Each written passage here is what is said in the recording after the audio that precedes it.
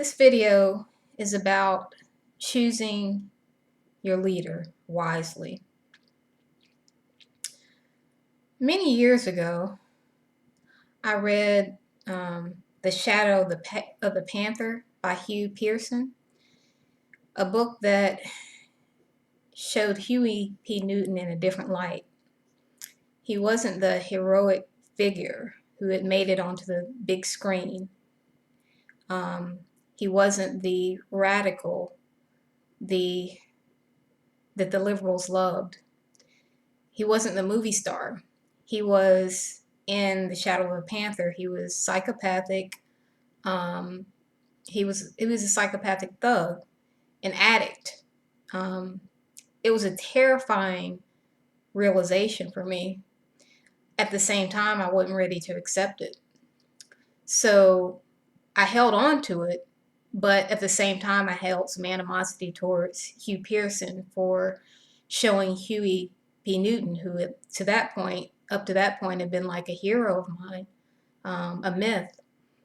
And so, my anger was directed at Hugh Pearson, but I held on to that information, and it became real to me after I was no longer under the spell of how the media portrayed my hero during that time, one of my heroes during that time.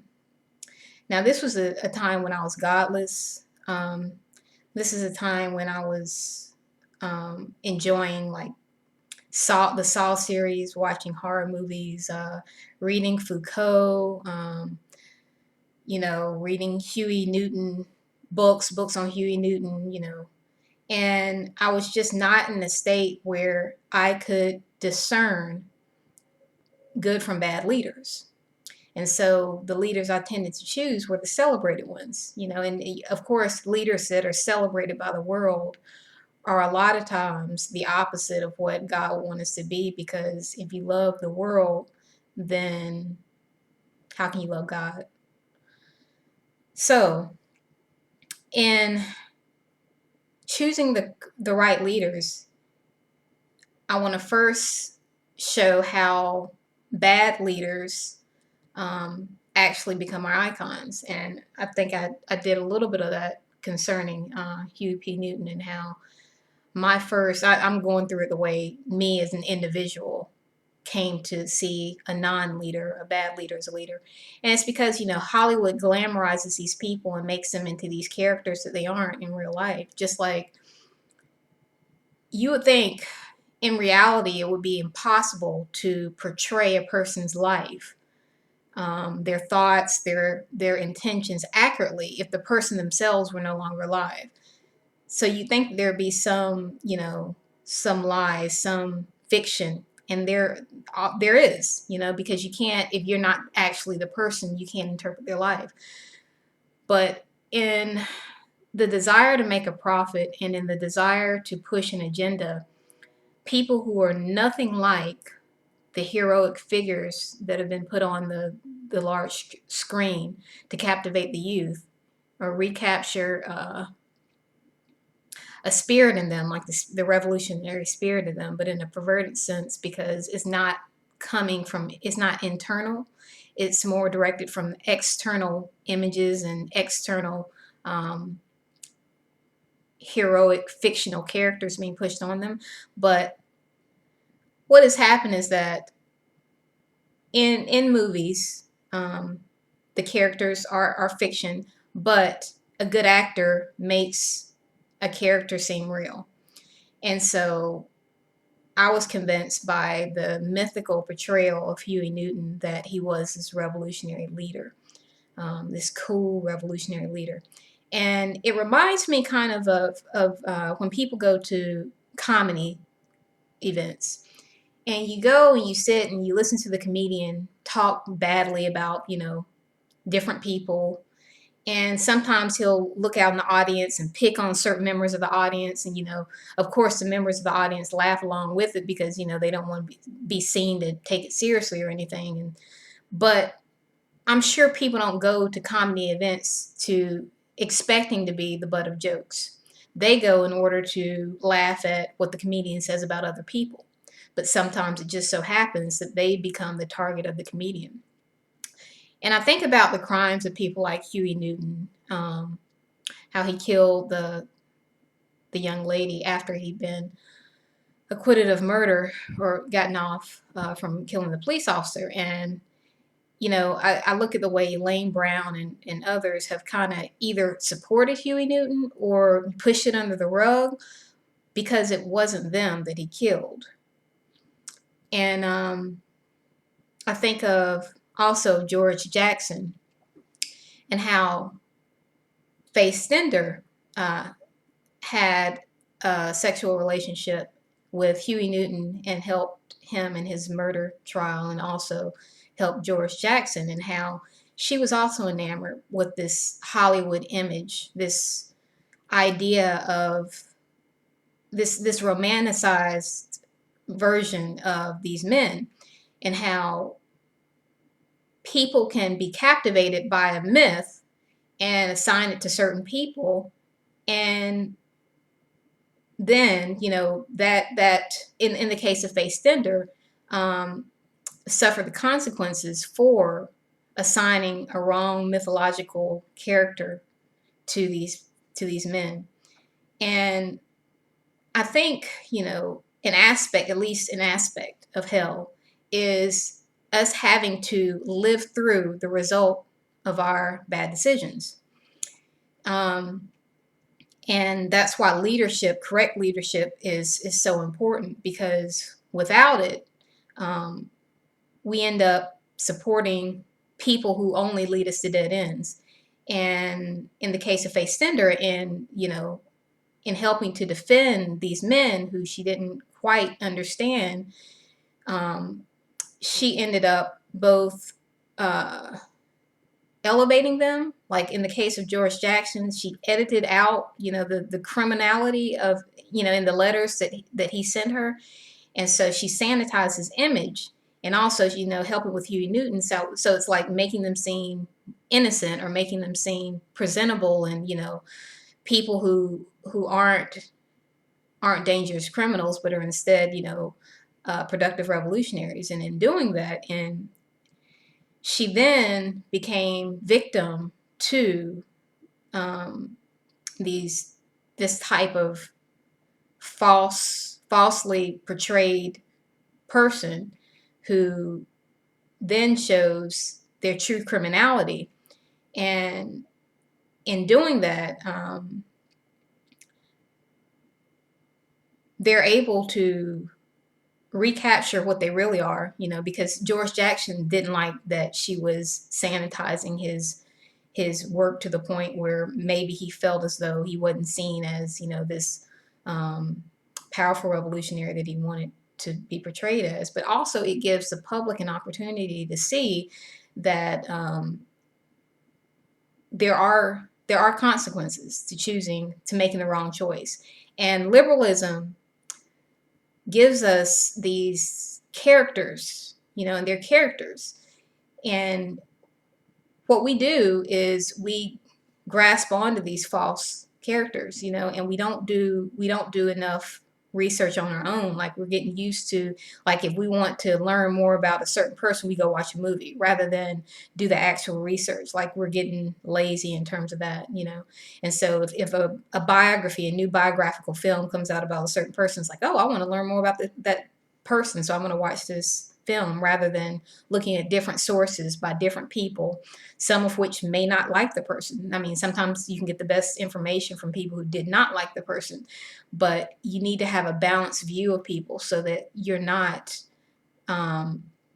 idolizing and following people who can only lead you to dead ends, or who will end up harming you because they never were what you thought they were. They just pretended to be that way in order to get from you what they wanted.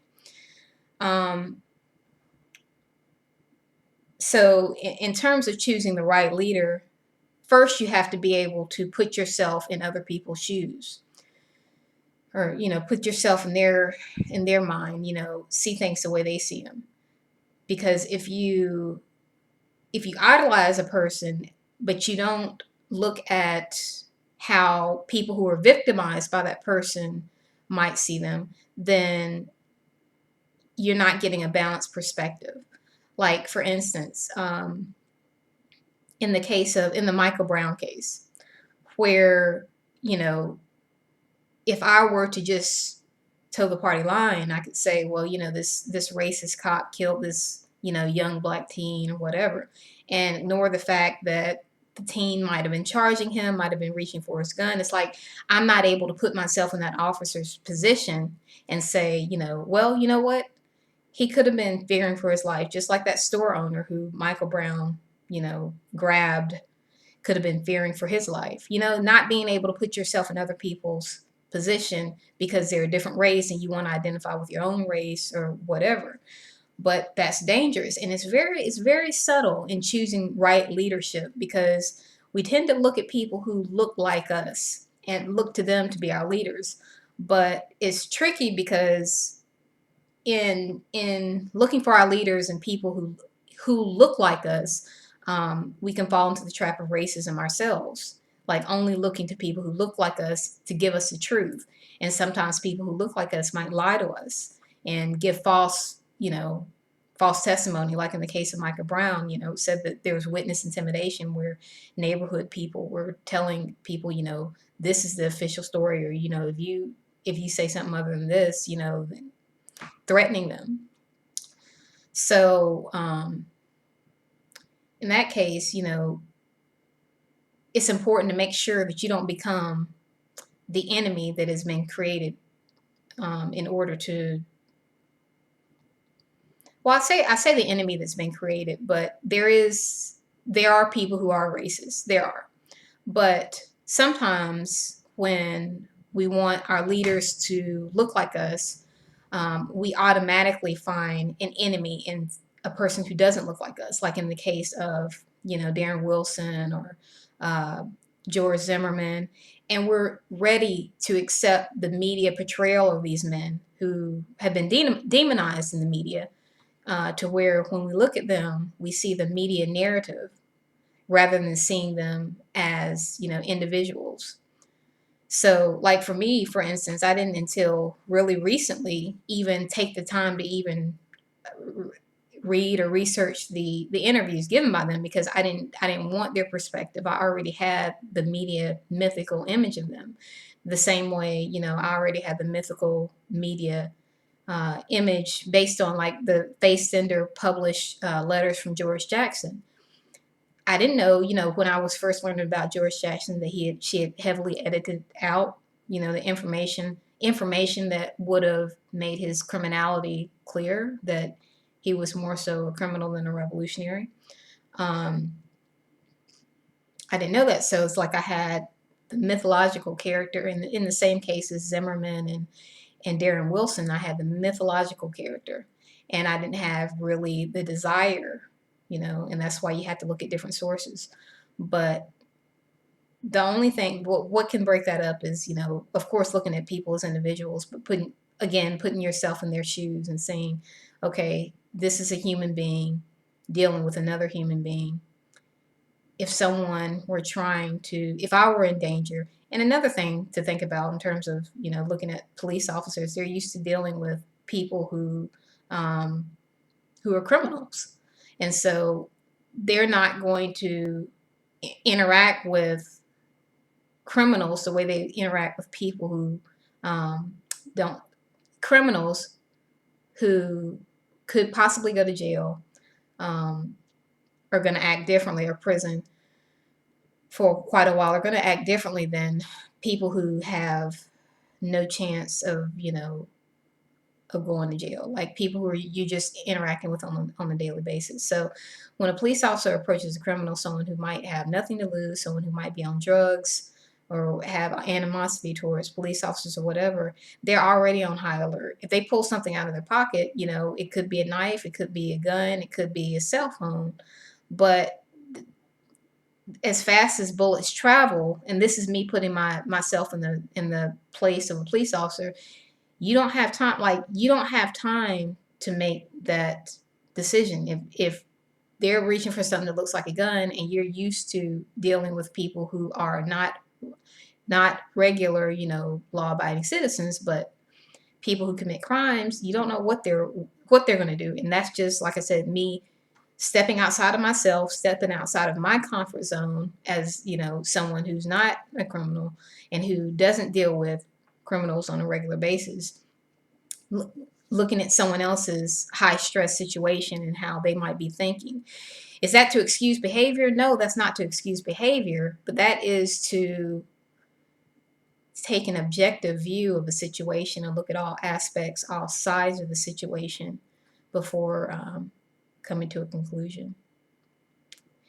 Because when you come into any situation with a lack, you're lacking something, or you're looking for something, you need something, like you need to feel like a victim, or you need to feel loved or accepted by people or whatever. That's going to affect the way you see a certain situation. Like with Faith Sender, she saw George Jackson as, this black, hyper masculine male, there's a sexual attraction, and therefore that blinded her, or, put her in some kind of trance to where she couldn't look at this objectively and look at, perhaps the pieces of his letters that she left out and say, you know what, this is a criminal. This is someone who is using me or buttering me up or whatever in order to fulfill his needs. But when, as humans, we look to other humans in order to satisfy something that's lacking within ourselves, we always can fall. We always have the potential of falling victim to people who display those certain characteristics that we feel as though we're lacking or that we're wanting. But when they're only portraying those characteristics, or they're not able to maintain them. And so that's why, as a Christian, I direct my needs to God and for Him to fulfill them. And whenever I direct my needs to humans, I either end up projecting whatever that need is onto the human I'm dealing with, to where they have these characteristics because I need these characteristics in them. I need this. And so I project it onto them, and they don't actually have those characteristics. And what happens is that, once the fantasy is over, or once they get tired of pretending like they are the person who your needs dictate they must be, or once you either you fall out of the trance, or they get tired of pretending, or get tired of you putting an image on them that isn't their own, then the fantasy ends. But if you come into a situation without any lack, without any need, then you can just look at it objectively.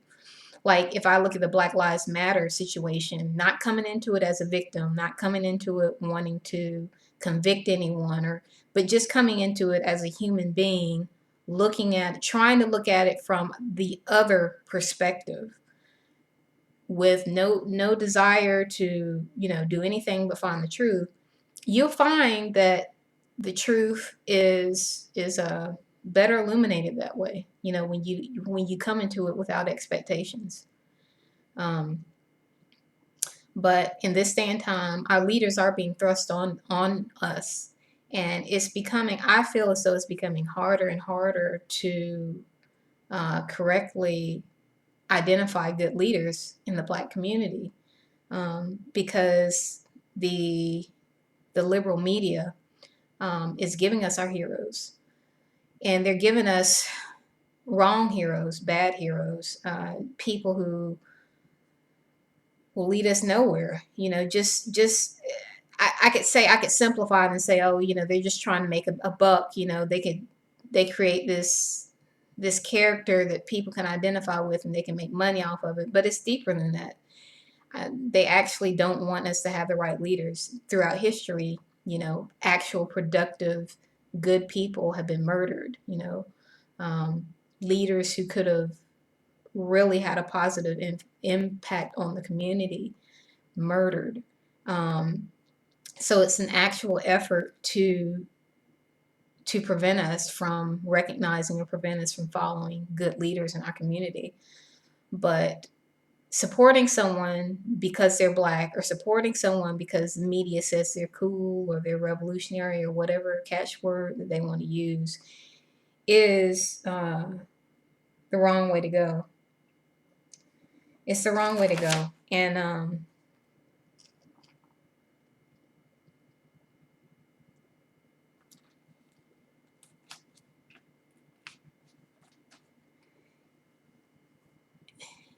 I don't know. I feel like I'm leaving something out, and I feel like if I don't, if I leave it out, if I stop now, then there'll be a portion of people who will feel like I am turning my back on the Black Panthers and supporting cops who kill Black people, and that's not the case.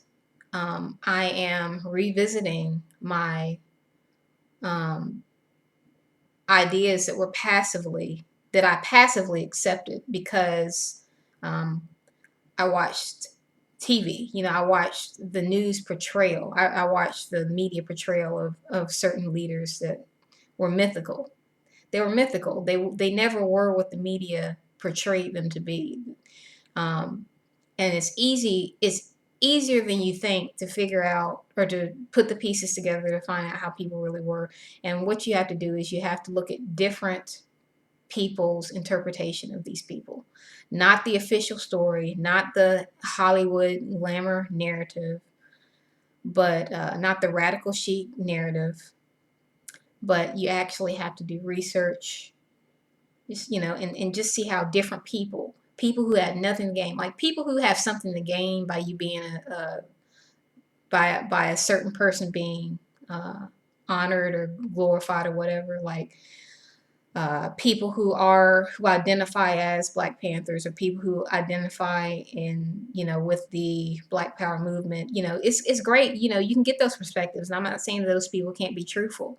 I'm not saying that at all. But I'm saying also get other perspectives of people who are outside of the movement, who don't have an image or anything to hold on to in terms of how they portray their celebrated leaders. Because some people would be embarrassed to admit that the key faces, the Eldridge Cleavers, the Huey Newtons, the George Jacksons, the Bobby Seals, the top leaders of the movement that they followed for so long, gave so much time and effort to, they would be embarrassed to admit that these were not good leaders. These were godless, immoral men. Oh, and another thing I want to mention, and this is very, very important. When people have a cause that they're fighting for, make sure, if you want to get behind them, make sure that they are actually for the cause and not for themselves. I used to read Richard Wright, and the only reason I knew about Richard Wright was, I was in high school, and I think this was my first time learning about Richard Wright, and he was the assigned reading, a book, an atheist black man. I mean, again, this is them giving us the wrong leaders. But in my literature class, we read Black Boy, and so I was impressed by his writing. I was impressed by his boldness or whatever. Now, as I'm older, I realized that he really portrayed Black women in a negative light. I mean, he didn't. You could tell by his writings that he didn't like or respect Black women. But I didn't realize that back then, because there was no one telling me, look this, or I already had in my mind that I liked his writing style. I identified with him. Um, what was the competition? I mean, we had Their Eyes Were Watching God was the other book we read, and to me, that wasn't the storyline wasn't good. Compared to Black Boy, I just thought it wasn't a good book. So at that point in time, it was a comparison. I did think Black Boy was much better. But like I said, over time, I realized that Richard Wright, reading his writings, didn't like Black women. Didn't respect or like Black women. So why is he this icon for Black power? Why is he this you know, this person who fought for Black freedom. And it's like, you realize that, you know, people who fight for a certain cause, are they fighting for the cause, or are they fighting for themselves? You know, are they fighting because they were treated poorly and so they want to be treated a certain way, but they have more of a chance of changing the way they're treated if they can change the way all people who look like them are treated? So that's just something to think about. Make sure, like, because people will use these, they'll use it, well, everyone's treated this way. They'll use these, you know, great sounding, though people can create movements around their own grievances.